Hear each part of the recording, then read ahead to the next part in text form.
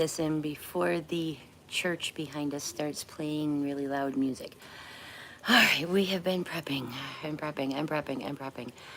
Every stitch of laundry is washed, groceries laid in, extra water put up, got our propane so we can cook on a little gas stove. We've got all that stuff.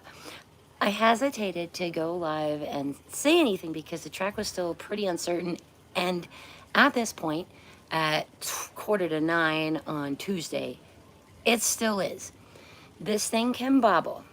Right now, as of the last update that I heard, the hurricane force winds are maybe 20 miles offshore away from us. The whole center of the storm is going to be about 100 miles offshore away from us. So any deviation in the track means we'll be in hurricane winds instead of tropical storm force winds. That being said, we're not looking at taking a 3 on the chin here.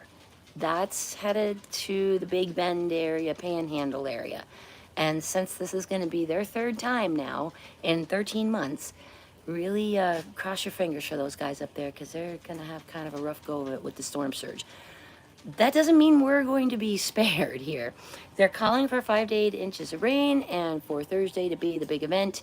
And we'll be at Thursday dinner time looking at 60 to 70 mile an hour gusts here inland where I'm sitting.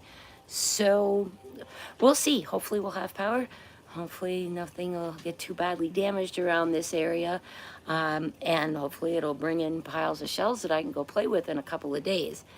That being said, with storm surge the size that we have coming and the fact that we're in a king tide cycle now, it means that the day after, shelling's going to be garbage. Just like it was after Debbie when we went to Lido. It was okay, but not like what you'd expect. 2 days later, that's when we hit Paso Girl and Sunset Beach, and we were just flabbergasted by the piles. That is what I am expecting will happen again this time, that we won't immediately run right out there afterwards, because access to the barrier islands with this kind of storm surge usually gets cut off. It usually is a little too close for comfort, or water goes over the bridges. So that's where we're at.